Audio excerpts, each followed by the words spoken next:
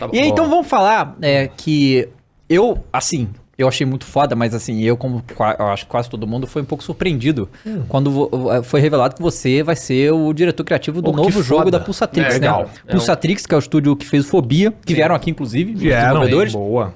E Só agradecer que eles me mandaram um kit com um monte de coisa do jogo, super caprichado e, velho, legal. Eles Legal. são Maneiro. fofos. Isso é muito legal. e aí vai ser, como é que é o nome?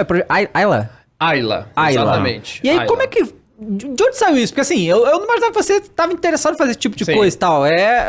Que assim, o que... Bom, é que, tipo, o diretor criativo de um jogo. Sim. Tipo, hoje, se me perguntar, você quer ser diretor criativo de um jogo? Eu vou falar, o que eu tenho que fazer? Porque eu não faço ideia. Tipo, o que, né? É. Então, na verdade, assim, cara, eu sempre fui jogador, né? Sempre fui player. Então, eu sempre gostei dessa área de um modo geral, né? Tanto de jogar quanto, assim, do backstage da coisa, né? Como o jogo é feito e tal. Então, eu sempre pesquisei muito pra saber como é que era. E eu sempre me interessei nisso, sempre tive vontade. E aí, eu conheci o pessoal do Fobia, inclusive foi uma situação bem engraçada, porque eu tava numa live. E eles falaram assim, olha, a gente é o pessoal aqui da Pulsatrix, isso no chat, né? Mandaram um superchat, inclusive o Thiago fala que foi o melhor marketing que ele já fez na vida, que foi acho que R$5 ou R$10 de superchat lá. E aí ele falou, você testaria o nosso jogo e tal. E aí eu fui lá e testei, tinha um potencial grande. E eu acompanhei esse processo do Fobia sendo feito desde o início, né? Eu peguei desde a alfa, do pré-alfa, na verdade. E eu achei muito interessante, cara. O negócio, ele era um esqueleto, né? O jogo, assim, ele na base dele, ele era um esqueleto. O Alpha era aquele que tem o elevadorzinho, a parte das escadas, que você fazia a primeira parte ali, que você começava preso num quarto, ou era antes desse ainda? O primeiro que eu testei, que era a primeira build que eles fizeram, era só no quarto.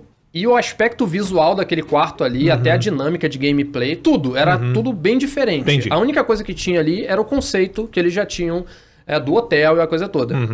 E como eu acompanhei esse processo inteiro, e assim, eu já fui conversando muito com ele. Então, por exemplo, eu vou citar uma coisa aqui que na hora da gameplay eu testei várias builds, né? A lanterna do Fobia, ela piscava o tempo inteiro no conceito inicial. Mas era, tipo, proposital. Era. Tá. E na minha expertise como player, eu achei aquilo bem chato. De você tá andando e a lanterna piscando. Então eu sugeri pra ele, cara, essa lanterna ela tinha que ficar um pouquinho mais fixa, porque vai ser chato pro player. Até o barulho das pegadas do personagem tava um pouco chato, tava um pouco alto. E aí eu vi uma oportunidade de poder dar um pouco do meu pitaco ali, da minha opinião de player, dentro do jogo. E eu achei isso muito massa, cara. Sabe? Porque, querendo ou não, eu jogo muitos jogos variados, né? Sei lá, eu diria que centenas de jogos variados. E isso me dá uma expertise de player, né? Você diz no gênero de terror mesmo. Eu sei onde a coisa funciona, eu sei onde o terror vai funcionar, eu sei onde aquele som, né? Aquele estilo de som ali, de terror, ele vai funcionar. E aí ele me fez esse convite, né? De um próximo projeto que ele estava fazendo. E aí eu soube um pouco mais do projeto a fundo. E eu me interessei, né? E ele me convidou para ser o diretor criativo, que é justamente, né? Como o próprio nome sugere, é ser o diretor da parte criativa de um modo geral do projeto, né? Então, que vai desde, sei lá, como determinada coisa vai funcionar, se isso vai dar certo ou não vai, né? A parte criativa, de fato, então. Então, assim, foi daí que surgiu, entendeu? Pelo meu gosto de jogar como player e esse interesse da parte de desenvolvimento, porque eu acompanhei todo esse processo, né?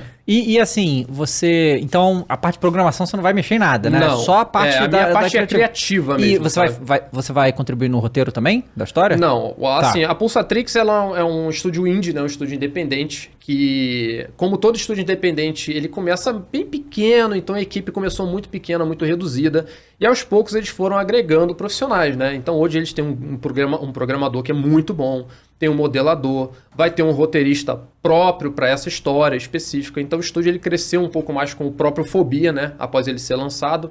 E cada um vai ter a sua área específica de atuação. Então essa parte de programação, essas coisas assim, eu não vou me envolver. Claro que eles permitem eu dar pitaco, né? Então eu vou ter acesso ao roteiro, por exemplo.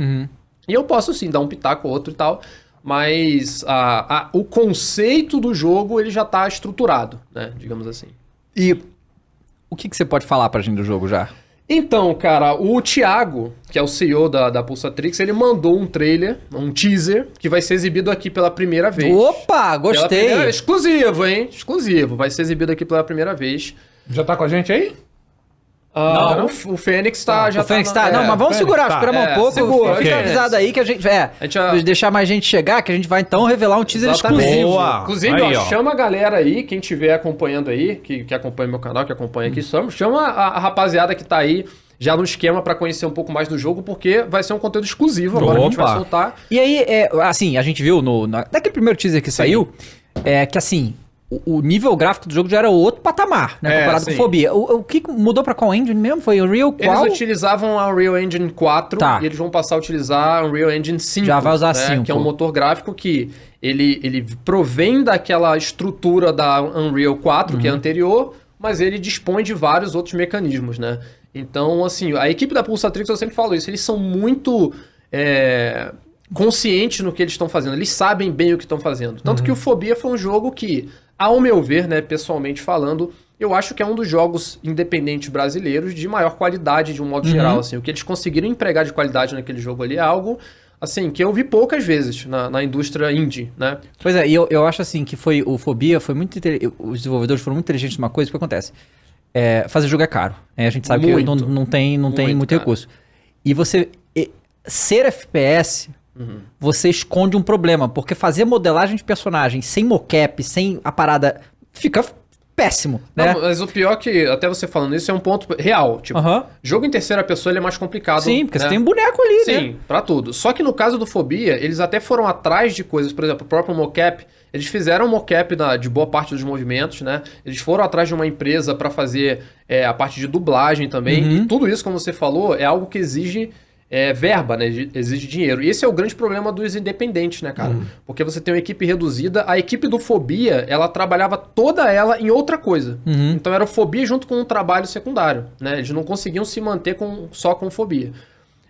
Então foi uma intempérie que teve ali no caminho, que eles foram burlando, e justamente a primeira pessoa foi uma das saídas também para que pudesse ser, assim, feita uma coisa de maior qualidade. Sabe, para não ficar aquele boneco meio truncadão, tudo esquisitão? A primeira pessoa consegue fazer com que esse problema seja sanado, né? E eu acho que as animações do Fobia, cara, assim, não tem como. Pra gente que gosta de Resident Evil, principalmente dos últimos, tem uma forte inspiração ali, claramente, né? Sim. Dentro lá do pessoal Fobia, eles pensaram? Isso que eu quero te perguntar. Então, na foi real, pensado nisso até ou não? assim, foi falado que o Fobia é tipo Resident Evil brasileiro. Isso Na é bom, real, né? assim, é bom, é ótimo na real. Até falei pra eles, mano, é um título muito bom, na verdade. Mas assim, quando eles me apresentaram o projeto, eles me apresentaram como... Desse novo agora, do jogo Não, novo. do Fobia. Na época eles me apresentaram o projeto como um jogo de survival horror, só que assim, que ele iria abranger muitas outras referências, e foi o caso. Se você for ver, ele tem uma pitadinha de cada coisa. Ele tem uma pitadinha de Alone in the Dark, uma pitadinha de Silent Hill. Tem muito também de uma propriedade única também, né? Você nota que o Fobia, ele assim, apesar de ele ter muitas referências, ele é um jogo próprio, né? Ele é um jogo único. Ele tem o seu mundo bem independente ali, assim, de outros jogos também. Mas, basicamente, foi essa a concepção que eles me passaram na época. E esse primeiro jogo, ele... Como tudo, né? Você começa criando e você, depois de lançar um Fobia, creio que dá uma base muito boa para esse segundo também, né? Eles aprenderam muita coisa também, né? O que fazer, o que não fazer. Principalmente, assim, porque assim, o jogo, na verdade, muita gente acha que fazer o jogo... tanto que eu falo assim, vai ser uma versão remasterizada. O pessoal acha que o cara aperta um botão e a versão vira um remaster. Cara... Qualquer coisa que você vai fazer dentro de um jogo exige uma estrutura ali muito grande, sabe? Então, assim, resolver um bug. Resolver um bug para uma empresa muito grande, beleza, é um pouquinho mais fácil. Mas imagina só uma equipe que tem um programador, né? E você tem uma linha de programação gigante lá com milhares, centenas de milhares de códigos e tem um bugzinho. Para você resolver isso no independente e fazer ele funcionar, é outra coisa completamente diferente, né? E isso realmente, o Fobia criou uma expertise prática para eles muito grande, né? Então, assim, eles passaram por muitas dificuldades para poder, sei lá, vai fazer uma animação de uma arma funcionar. Pô, é uma coisa você tentar fazer a primeira vez e depois você já ter expertise para aprimorar isso.